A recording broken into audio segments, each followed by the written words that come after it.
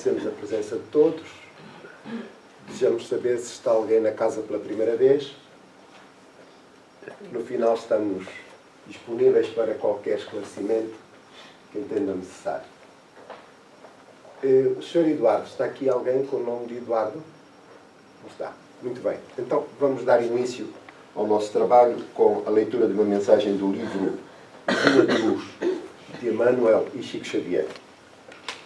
O tema principal é Ressuscitará, que é um excerto do Evangelho de João, do capítulo 11, a linha 23. E diz o seguinte: Disse-lhe Jesus, teu irmão há de ressuscitar. Há muitos séculos, as escolas religiosas do cristianismo revestiram o fenómeno da morte de paisagens deprimentes. Padres que assumem atitudes hieráticas, ministros que comentam as flagelações do inferno, catafalcos negros e panos de luto. Que poderia criar tudo isso, senão o pavor instintivo e o constrangimento obrigatório? Ninguém nega o sofrimento da separação, espírito algum se furtará ao plantio da saudade no jardim interior. O próprio Cristo emocionou-se junto ao sepulcro de Lázaro. Entretanto, a comoção do celeste amigo edificava-se na esperança, acordando a fé viva nos companheiros que o ouviam. A promessa dele, ao carinho fraternal de Marta, é bastante significativa. Teu irmão há de ressuscitar, asseverou o Mestre. Daí a instantes, Lázaro era restituído à experiência terrestre, surpreendendo os observadores do inesperado acontecimento.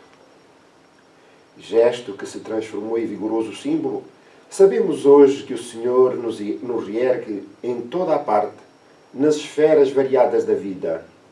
Há a ressurreição vitoriosa e sublime nas zonas carnais e nos círculos diferentes que se dilatam ao infinito. O espírito mais ensombrado no sepulcro do mal e o coração mais duro são arrancados das trevas psíquicas para a luz da vida eterna. O Senhor não se sensibilizou tão somente por Lázaro. Amigo divino, a sua mão carinhosa estende-se a todos nós. Reponhamos a morte no seu lugar de processo renovador e enchei-vos de confiança no futuro, multiplicando as sementeiras de afeições e serviços santificantes. Quando perderes temporariamente a companhia direta de um ente amado, recorda as palavras do Cristo. Aquela reduzida família de Betânia é a miniatura da imensa família da humanidade. Expor à oração, unindo os nossos bons propósitos, colocando a figura de Jesus no centro da nossa atenção. Na tela mental, o seu semblante surge sorridente e sereno, de mãos estendidas, convidando-nos a segui-lo.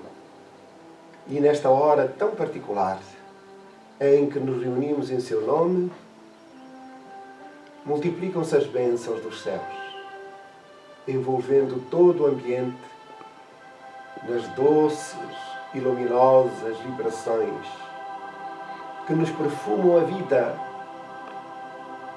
penetrando na intimidade de cada um, levando a paz, a alegria, mas também a coragem e a esperança de que tudo será superado.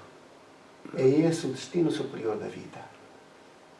Pai amado, diante da magnitude da vida, rendemo-nos felizes por fazermos parte da tua obra, e a expressão da tua misericórdia e do teu amor estende-se por toda a humanidade, por todo o planeta, nos mais diversos reinos da natureza.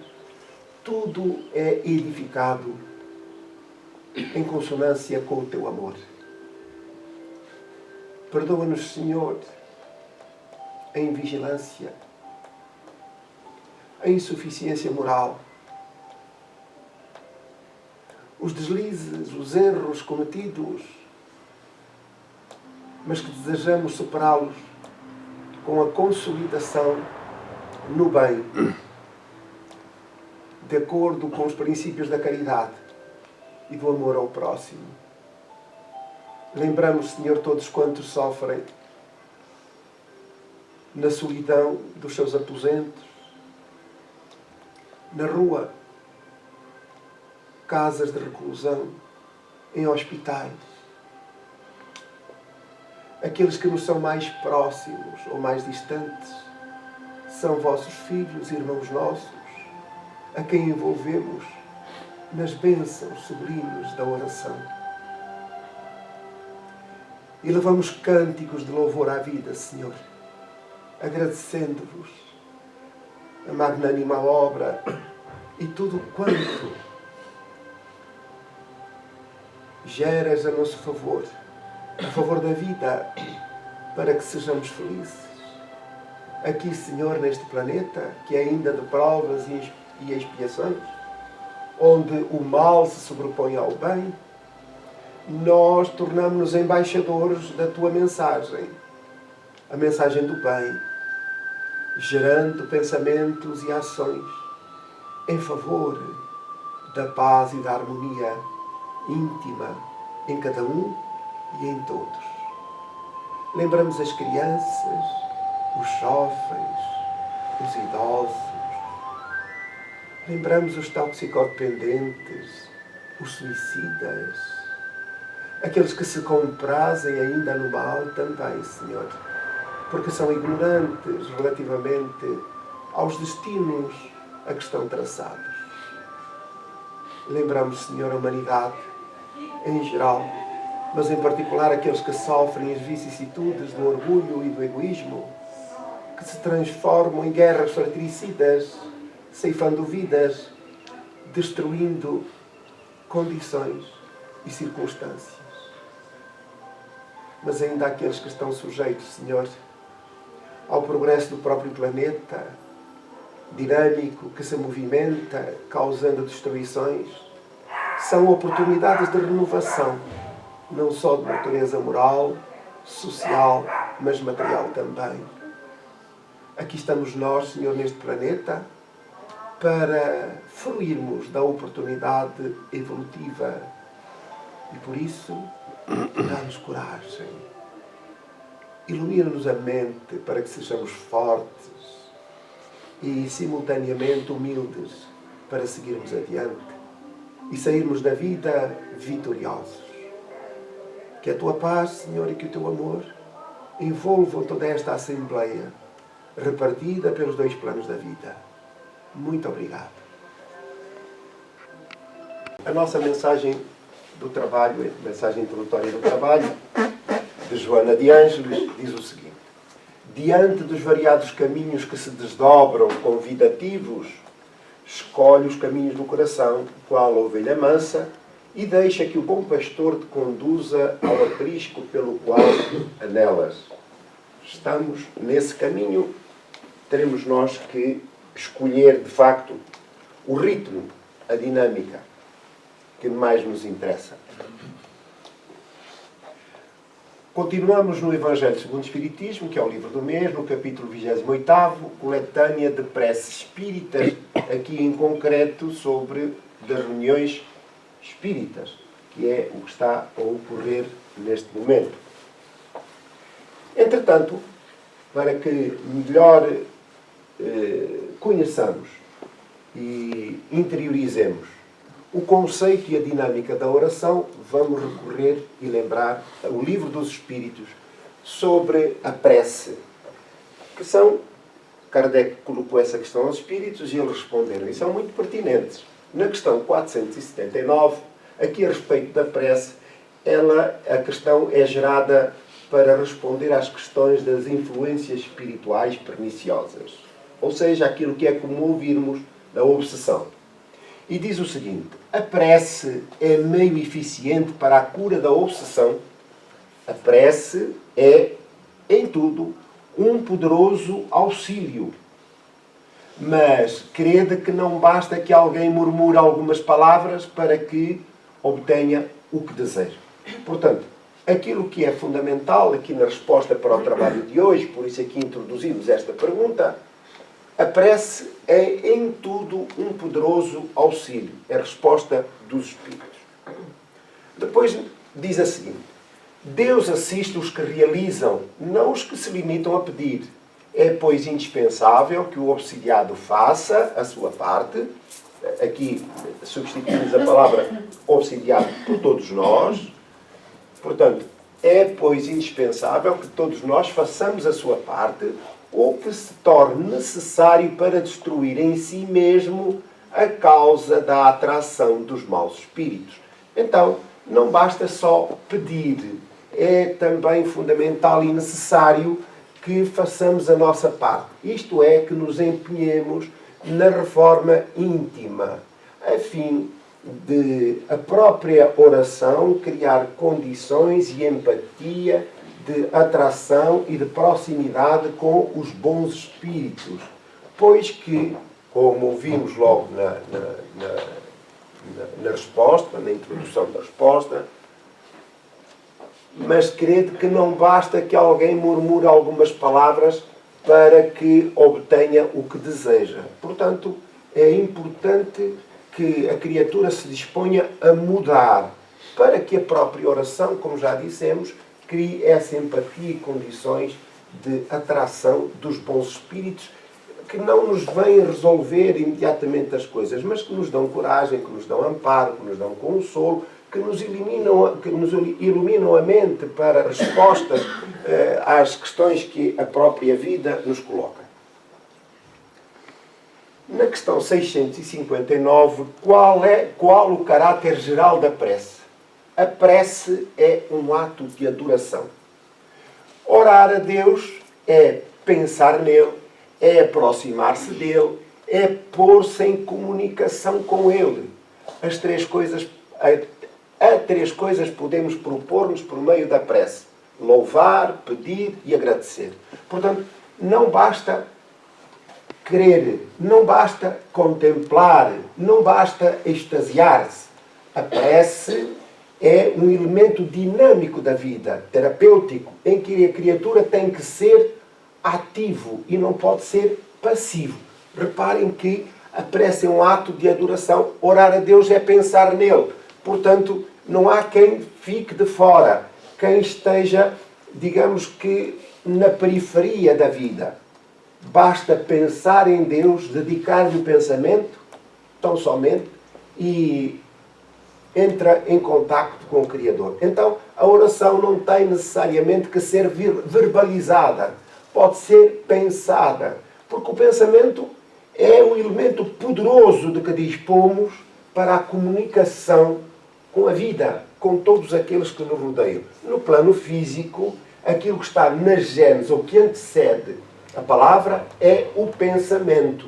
Ora, quanto mais evoluídos são os espíritos, mais dispensam as palavras e mais agem através do pensamento. E temos que acreditar, de facto, que a oração, ou melhor, o pensamento, é uma força poderosa. E quando oramos, temos que ser dinâmicos. Não basta ser contemplativo. Dinâmico. Porquê? Porque é preciso gerar ideias, necessidades. E a oração, em resumo, é uma conversa com Deus. Ora, é através dessa conversa em que nós vamos expor aquilo que são as nossas preocupações, as nossas necessidades, os nossos anseios, os nossos agradecimentos. Isto é, estreitar relações íntimas com Deus.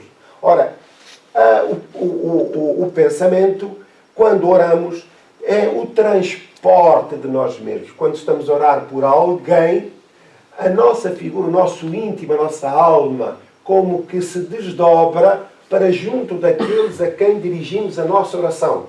É preciso que acreditemos nisto. Recordam-se do fenómeno, que aconteceu com o Santo António de Lisboa, que estava em Pádua que era o Santo António de Pádua também, repartimos ali os títulos, e que o seu pai estava a ser julgado em Lisboa, e ele transportou-se espiritualmente, de Pádua para Lisboa, para interferir, ou melhor, intervir no julgamento do seu pai, que estava a ser acusado de homicídio. E, portanto, ele veio agir em defesa de seu pai. Reparem que ele estava em Lisboa, em Pádua, transportou-se espiritualmente para Lisboa e fez-se presente, materializou-se em Lisboa. Ora, isto é para pensarmos que, de facto, isto está ao nosso alcance. Quando pensamos, nós estamos no local. Exatamente. Então, é esta a dinâmica da oração.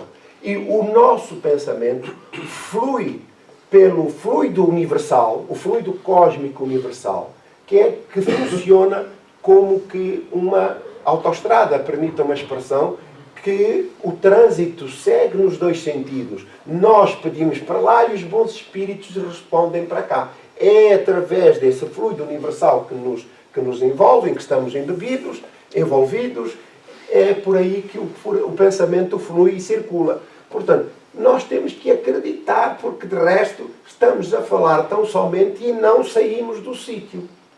Estamos a compreender? Portanto, é uma nota introdutória para o trabalho de hoje, mas isto são assuntos que a literatura espírita fala, sobretudo no livro dos espíritos e no livro dos médiuns. Portanto, são fenómenos de natureza mediúnica, mas que não estão reservados a alguns.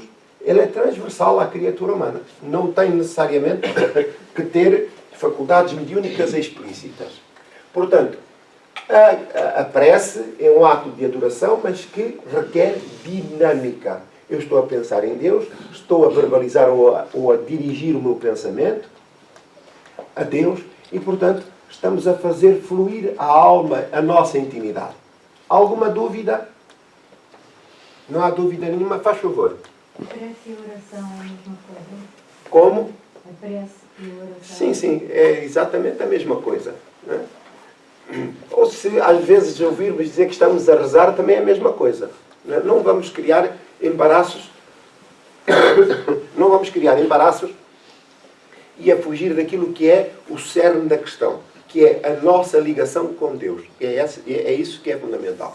E cada um está no patamar que mais lhe convém, com o qual se identifica. Portanto, eu recordo que há uns anos, num trabalho de assistência espiritual, em diálogo com um espírito que tinha sido freira na Terra. E ela estava-se a lamentar, no momento que, enfim, vivia constrangida, já na espiritualidade, desencarnada, vivia constrangida porque sentia, embora tivesse dado toda a sua vida a Deus, ela, depois de morrer, estava numa situação de tristeza, não encontrava saída para a sua vida. Ela tinha sido missionária, com várias passagens por África e depois na Europa, mas que não encontrava ajuda. E estivemos ali a ajudar, porque ela disse, eu não tinha tempo sequer para ir à missa. Eu tinha que... muito trabalho, tinha que socorrer e andar de local para local, e, portanto, a minha agenda de trabalho era muito intensa. Olha, mas nós vamos orar, vamos pedir ajuda, porque, naturalmente, a ajuda não lhe faltará. E assim foi. Fizemos uma oração e o espírito acabou por ser ajudado. Naturalmente, ficou deslumbrado, porque se desdobrou toda a situação, digamos que a envolvia, no momento que a envolvia, e que ela não dava conta. Então, foi encaminhada. Antes disso, ela disse, olha, estão-me aqui a dizer que, afinal de contas, o problema em que eu vivi até agora é uma condicionante mental. Porque, de facto, eu levei toda a vida a orar. Mas a minha oração era através das minhas obras, do trabalho que eu fazia. E, portanto, eu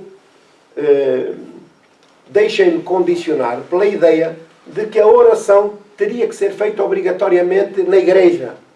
E que aquilo que eu fazia era um complemento. E não tinha dedicado algum tempo àquilo que eu julgava ser o fundamental. E afinal de contas, eu levei a vida a orar. De uma forma diferente, mas levei a vida a orar. E pronto, e ela foi socorrida. E já era um espírito com conquistas realizadas. Mas as condicionantes criadas por conceitos e preconceitos das religiões que se geram acabam por limitar as condições de vida de cada um. E depois nós temos que ter em conta o seguinte: nós temos que pensar na fé sob a ótica da razão. Não podemos aceitar de ânimo leve tudo o que nos dizem. Nós temos que passar as coisas pelo crivo da razão. E mesmo aquilo que para uns possa ser verdade, não são para mim a verdade. Porque cada um é um mundo próprio. E aqui no caso desta freira que acabo de relatar, aquilo que ela sempre ouviu é que para ser liberta, depois da morte, tinha que ir fazer as orações à igreja. Contudo, muitos dos que iam e foram, provavelmente não terminaram a vida com os mesmos créditos que esta criatura. Ora, isto significa o seguinte: cada um escolhe o caminho que bem entender. Onde quer que esteja, procure fazer o bem. Se ele não tem qualquer disposição mental para orar, se ele não acredita em Deus, mas que é uma pessoa boa, que ora, que trabalha em favor do bem, é a forma de se expressar e de valorizar a vida. E em simultâneo, não seja um crente sob o ponto de vista intelectual, filosófico ou religioso, é pela ação, pelo bem que semeia. Isto é o fundamental e é transversal. Por esta razão é que Allan Kardec estabeleceu como lema da doutrina espírita: fora da caridade não há salvação. E dizia Allan Kardec que este é o terreno, a caridade é o terreno onde se encontram todas as religiões. Okay? Portanto, vejam como esta mecânica para a qual caminham todas as criaturas é neste meio em que se encontram, na caridade. Porque a caridade é em si mesma, sob o ponto de vista filosófico, um princípio, uma regra, um comportamento, uma forma de estar que toda a gente compreende. É ou não é verdade? Eu posso não compreender a reencarnação, posso não aceitar a manifestação dos espíritos, posso não aceitar a existência de símbolos dentro do templo, por aí adiante. Mas a caridade, ela é a linguagem que toda a gente percebe. Ora, e é isso que importa a Deus. É que as criaturas sejam caridosas, sejam boas. Estamos esclarecidos? Muito bem, então vamos adiante. E agora sim, nas reuniões espíritas, que é o item 4. Onde quer que se encontrem 2 ou 3 pessoas reunidas em meu nome, eu com elas estarei. Muito bem, isto é do Evangelho de São Mateus, capítulo 18, versículo 20. E então, na introdutória, Kardec diz o seguinte: estarem reunidas em nome de Jesus 2 ou 3 ou mais pessoas, não quer dizer que basta que se encontrem materialmente juntas. É preciso que o estejam espiritualmente, em comunhão de intentos e de ideias para o bem. Qual é o tema da lição 2, sabem?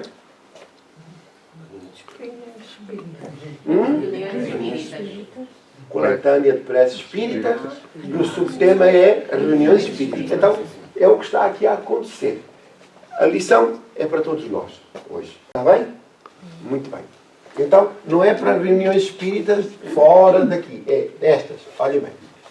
Estarem reunidas em nome de Jesus 2, 3 ou mais pessoas não quer dizer que basta que se encontrem materialmente juntas. é preciso que o estejam espiritualmente, em comunhão de intentos e ideias para o bem. Então, qual é o meu propósito na reunião espírita? Quando venho assistir às palestras, quando partilho as reflexões, as orações, qual é o meu propósito?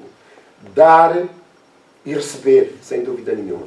Quando só perspectivamos receber, já não é bom.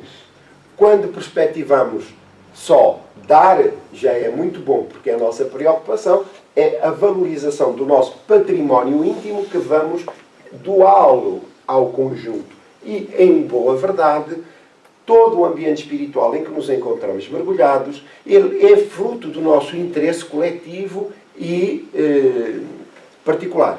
E, portanto, todos nós contribuímos para essas condições. Sob o ponto de vista espiritual, as instituições, sejam espíritas ou não, tenham, e em função da sua grandeza espiritual, têm proteção espiritual envolvente.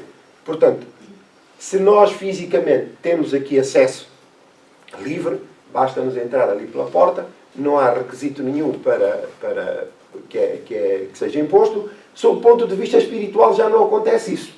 Quer dizer, são então aqui os espíritos que estão em condições de receber ajuda ou espíritos que já tenham algum gabarito espiritual.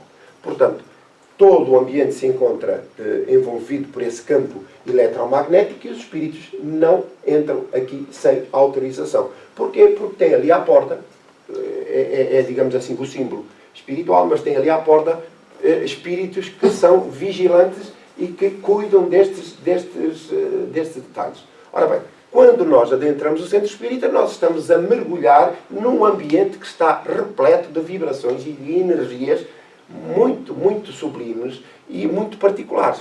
Portanto, é por si só esse mergulho uma terapia a que nos sujeitamos. Quer dizer, estamos a receber as influências do ambiente, mas também a contribuir para esse ambiente com os nossos bons pensamentos, os nossos melhores sentimentos, a nossa alegria, o nosso bem-estar, a nossa coragem, tudo isso. Certo? Então, é por isso que é fundamental que estejamos na oração e no próprio trabalho, não só a fruir, como também a dar. Porque é recíproca a dinâmica da vida. Dar e receber. Quanto mais se dá, mais se recebe. Por isso é que Jesus dizia: aquele que muito tem, mais se acrescentará. E aquele que pouco tem, até esse pouco que tem lhe será retirado.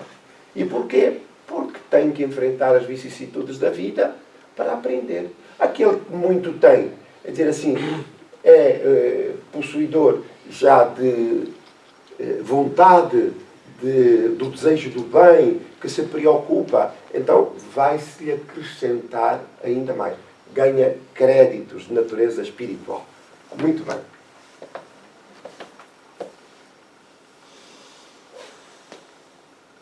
Jesus, então, ou os espíritos puros que o representam, encontrar-se-iam na Assembleia.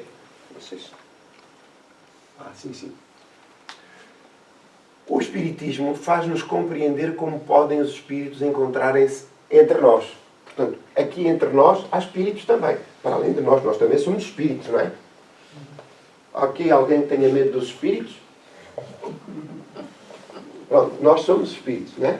Há muita gente que vem do centro espírita, que vem ao centro espírita, e a ideia que faz do centro espírita é que estão com as mesas todas no ar, tudo virado do avesso, tudo a fazer barulho, numa guerra perfeita. E quando chega aqui, diz: afinal aquilo é diferente da ideia que eu fazia. Pois é verdade. Mas porquê também? Porque todo o ambiente, não só pela urbanidade das pessoas que aqui se encontram, mas também porque o ambiente espiritual, como dissemos há pouco, tem condições para estabelecer esta paz e esta harmonia que nos encontramos mergulhados. Então, há uma assembleia física e há uma assembleia espiritual, onde estão espíritos em convalescença que vêm aqui, igualmente, ouvir as lições que a doutrina espírita faculta e compreender e, ao mesmo tempo, despertarem, colherem ensinamentos para respostas às suas necessidades. Então, digamos que estamos numa dinâmica de grupo. Todos, quantos aqui estamos? Comparecem com o seu corpo fluídico ou espiritual e sobre a aparência que nos levaria a reconhecê-los se tornassem visíveis. Portanto, em muitas circunstâncias, os espíritos podem materializar-se. Aquelas pessoas que têm faculdades mediúnicas de evidência podem ver os espíritos que aqui estão no ambiente. Espíritos doentes, espíritos já, os trabalhadores da casa, os bons espíritos, que colaboram aqui nas atividades da casa. E, portanto, normalmente essas assembleias, esses grupos, são em número superior aos que se encontram no plano físico. Portanto, se eles se materializassem, provavelmente nós aqui encontraríamos familiares, amigos, que nos acompanham, que fazem parte também destas assembleias, provavelmente alguns como trabalhadores da casa, e, portanto, surpreender a cada um de nós e ficaríamos, melhor dizendo, extasiados com a sua presença, com a sua manifestação. Então, quanto mais elevados são na hierarquia espiritual, tanto maior é neles o poder de irradiação. Portanto, aquilo que nós somos fonte geradora de energia é a força divina em nós e que nós atribuímos o caráter, o pendor do bem, da paz e da harmonia, que é aquilo que a nossa intimidade reflete. Então, quando nós pensamos e o nosso pensamento flui, vai com eles o desejo dos nossos melhores sentimentos. Quando ainda nós somos de gancho, estão a ver todos, não é? Para não dizer mais. Então, o pensamento que leva é o nosso mau pendor. Então, tudo está nas nossas mãos. Somos nós que tomamos essas decisões e que decidimos. Enquanto não houver alterações de caráter ou esforços para isso, não há modificações nestas condições. Não há milagres. Não há milagres. Muito bem.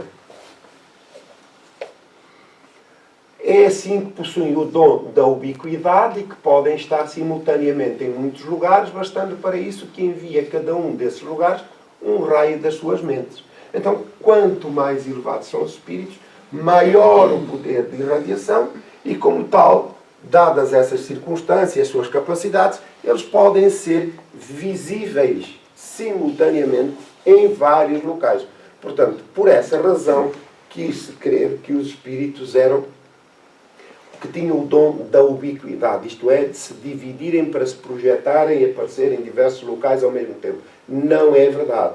Aquilo que os espíritos revelaram é que, dada essa condição da irradiação, tal como acontece com o Sol, dizem os bons espíritos, ora, quem está no norte ou quem está no sul, naturalmente não vê o planeta, ou melhor, não vê o Sol do mesmo ponto.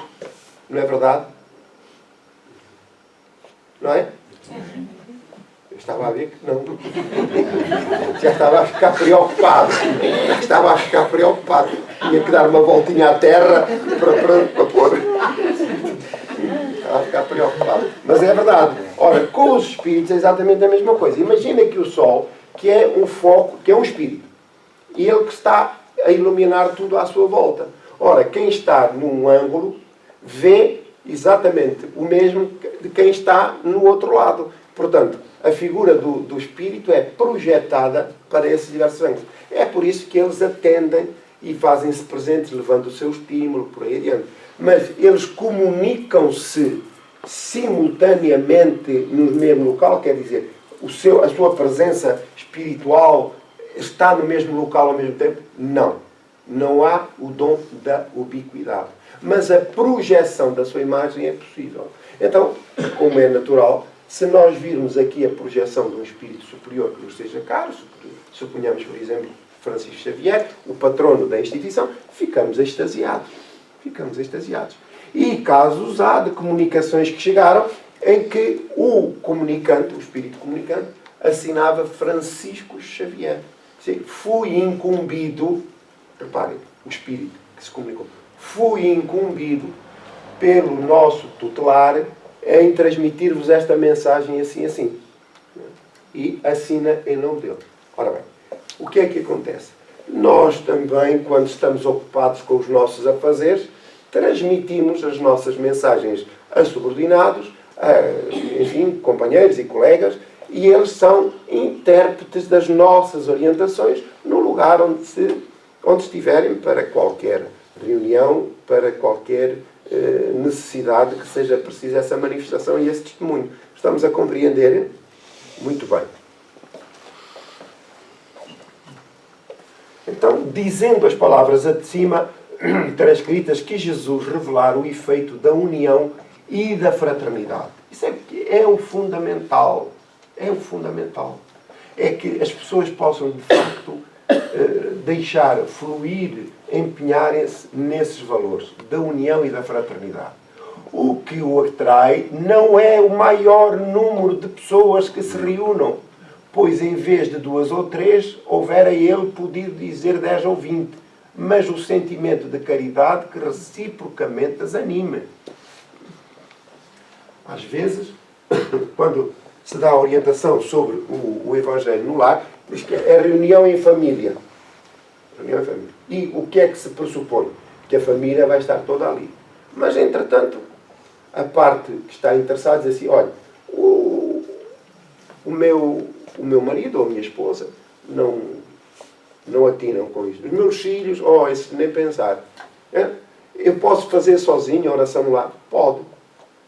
Portanto, estamos a perceber aqui que a expressão, quando 2 ou mais se reunirem ao mesmo tempo, ou em meu nome, isso não significa que tenha que haver, de facto, 2 ou 3 pessoas. Ora, é evidente que 2 ou 3 pessoas ou mais pressupõem maior força magnética no trabalho, na oração. Mas isso não significa que uma só pessoa não tenha mais poder mental, espiritual, mais créditos morais e espirituais do que 10 ou 20. Estamos a compreender? Porque perdão, já atingiu algum nível, já atingiu algum nível e se encontra acima dos outros da vulgaridade e, como tal, os seus créditos são muito maiores. Então, é para vermos que às vezes levamos à letra aquilo que o Evangelho deixa. Portanto, que ninguém se constranja ou coíba de orar sozinho, no seu lar, onde quer que esteja, porque o que importa é, de facto, o espírito de fraternidade, de união e do bem. Isso é que é fundamental. Eu não posso dizer que A, B ou C tem maiores créditos ou não do que outra pessoa qualquer. O que importa é que cada um se disponha ao bem. E desde que se disponha a isso, movimentam-se as forças espirituais para o apoiar. Está bem?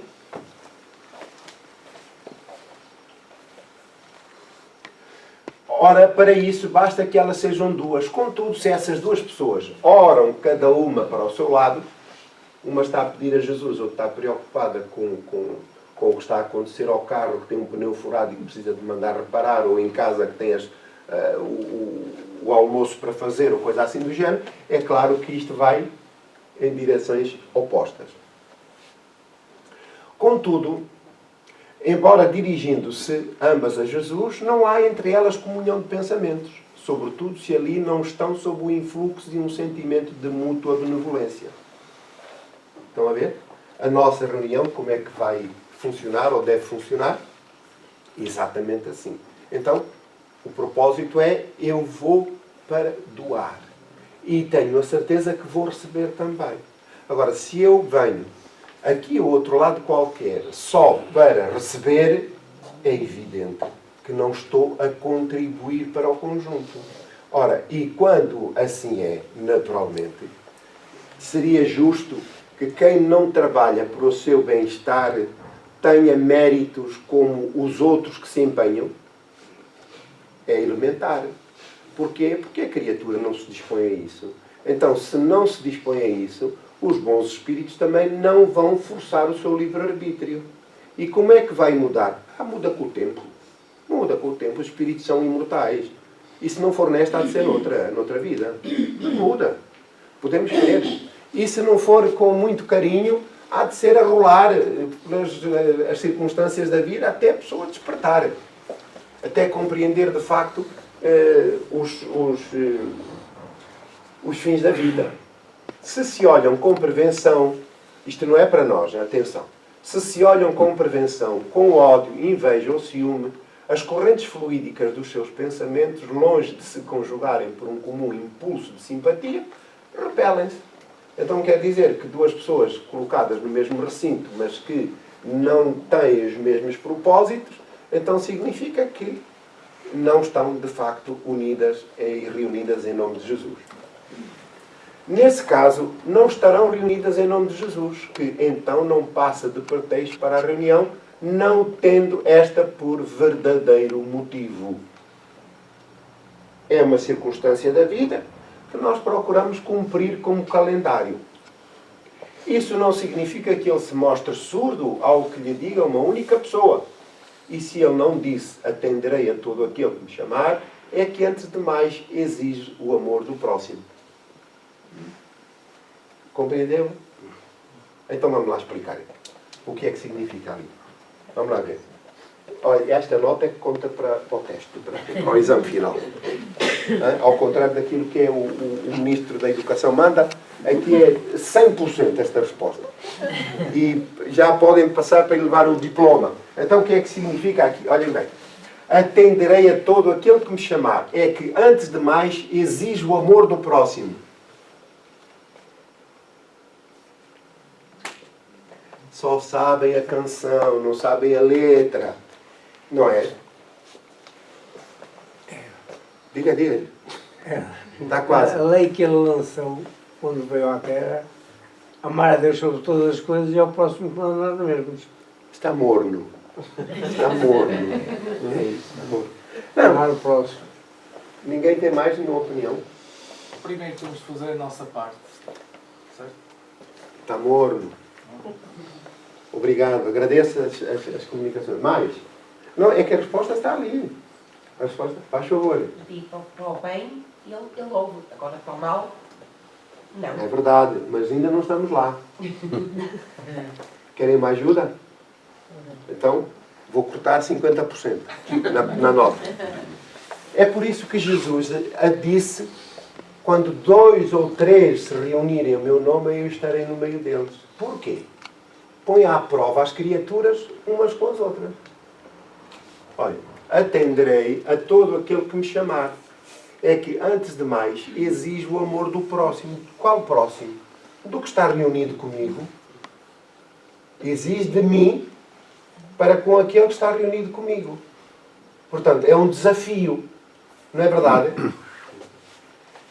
Reparem, lá atrás diz: quando 2 ou mais se reunirem em meu nome, eu estarei aí entre eles, não é?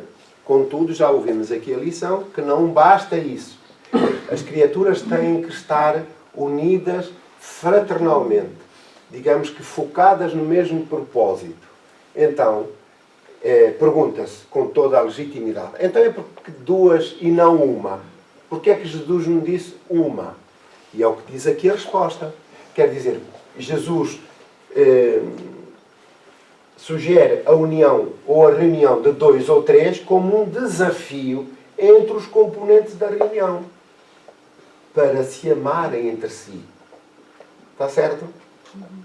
Pronto. Então, mas isso, reparem que ele diz aqui: atenderei a todo aquele que me chamar. Portanto, mesmo um que esteja em reunião, em união, em oração, por aí adiante, naturalmente que terá o concurso de Jesus e dos bons espíritos.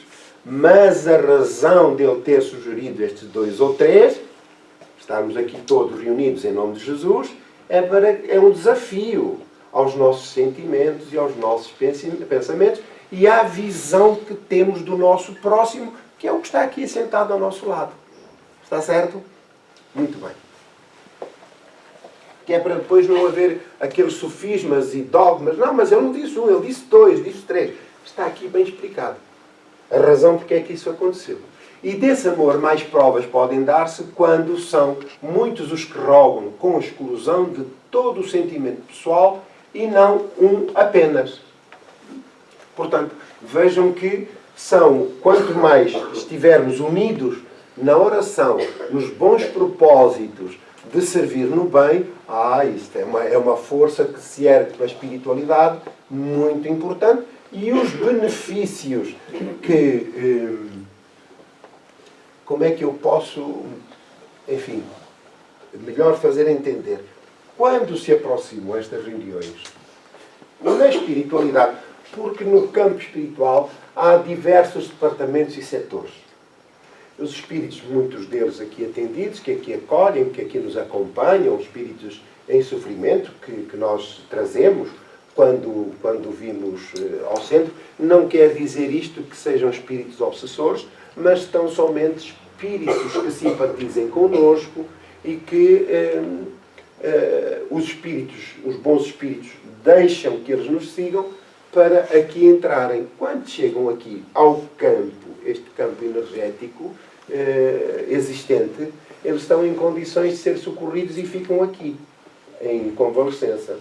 Mediante o quê? Mediante as nossas orações, as nossas reflexões, e começam também a compreender a própria dinâmica da vida, quem sou, de onde vim, porque estou aqui, para onde vou, porque é que sofro, essas coisas todas, começam essas respostas a chegar. Ora bem, quando estão nos vários departamentos espíritos em convalescença, o que é que os benfeitores fazem? Trazem-nos para o trabalho mediante o trabalho que vai ser realizado. Neste tempo em que se fala do Evangelho, são espíritos mais necessitados da palavra evangélica. Muitas das vezes espíritos que serviram a causa do Senhor e que se revoltaram e que se encontram em convalescença. E para se beneficiarem do conhecimento, mas também do ambiente espiritual que resulta dos nossos melhores sentimentos e das nossas orações, então eles trazem uma série de espíritos para se acomodarem aqui no ambiente.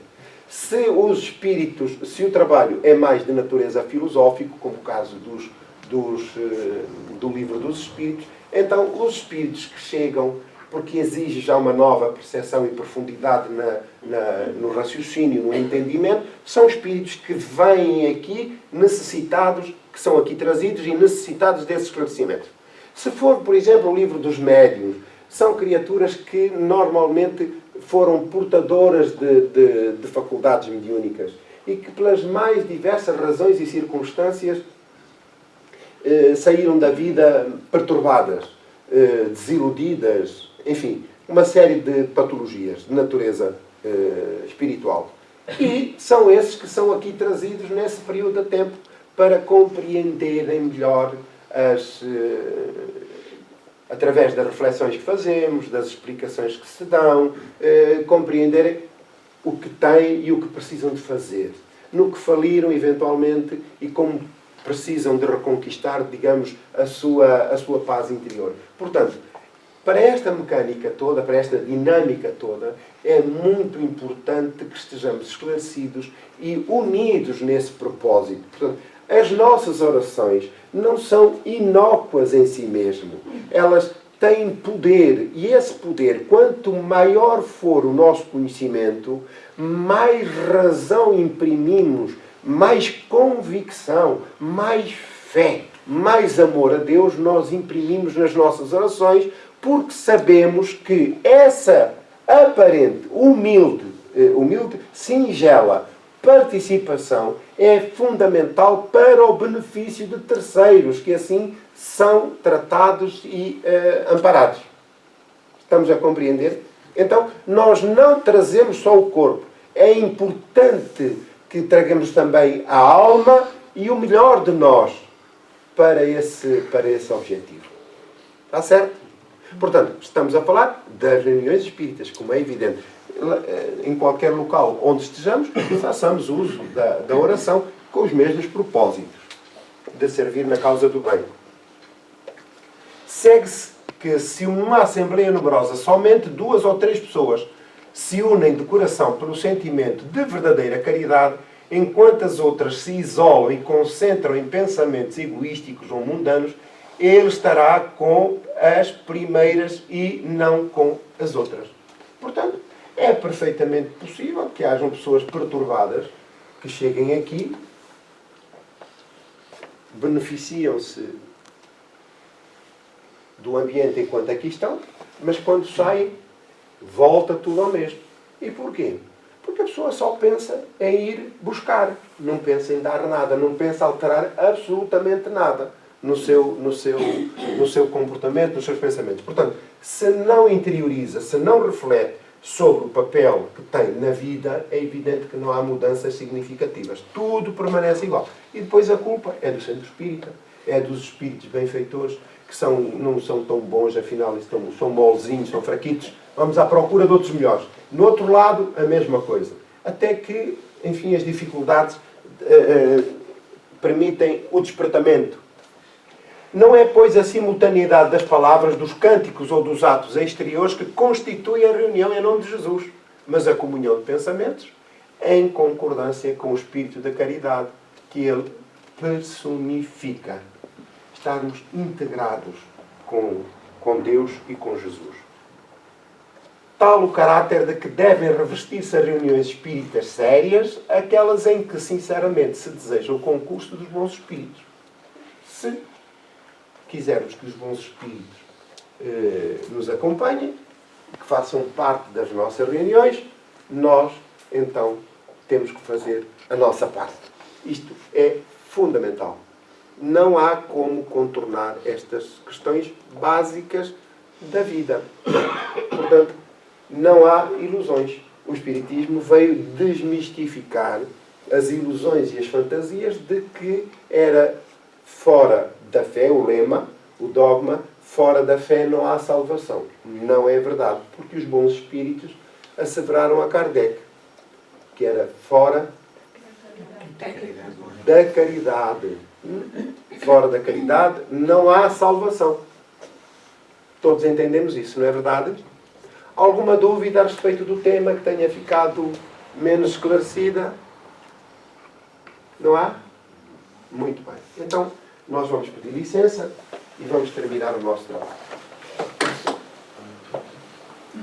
No final, depois da oração, vou agradeço que se mantenham nos lugares, porque preciso de passar uma informação, se não se importam. Breve.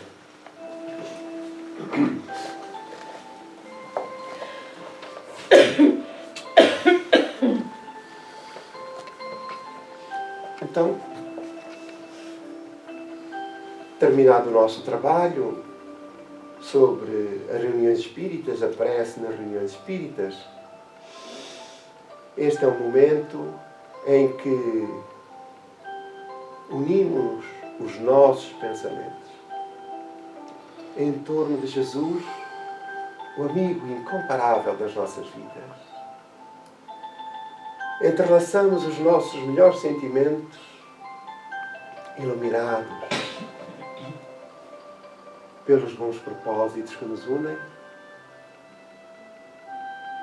e dirigimos a Deus, nosso Pai, e a Jesus, nosso Mestre, a singela oração de agradecimento por todo o amparo recebido. Estes são momentos da festa espiritual, em que os céus se descerram, deixando que as vossas bênçãos de misericórdia e de paz cheguem até nós, perfumadas pelo vosso amor infinito. Mestre querido e Pai amado, lembramos todos quantos sofrem, aqueles que são próximos e fonte da nossa preocupação, por razões de saúde, outras projetamos, Senhor, para aí, envolvendo-o nas bênçãos espirituais, iluminando o seu campo energético,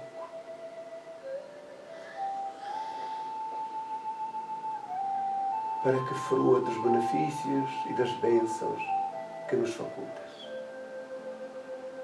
Onde quer que se encontre, Senhor, nos hospitais, em casas de reclusão, em solidão, na rua, onde houver uma alma sofrida, eis-nos, Senhor.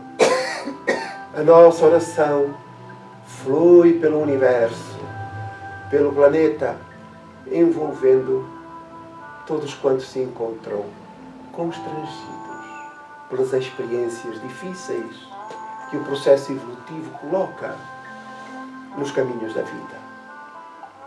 Mestre querido, para este espaço que nos acolhe, para todos aqueles que se propõem à prática do bem, trabalhando em favor do bem, orando, unindo os melhores propósitos, abençoa, Senhor, todas as almas e corações que nos dois planos da vida se entregam à prática do amor ao próximo, como tão bem nos exemplificaste.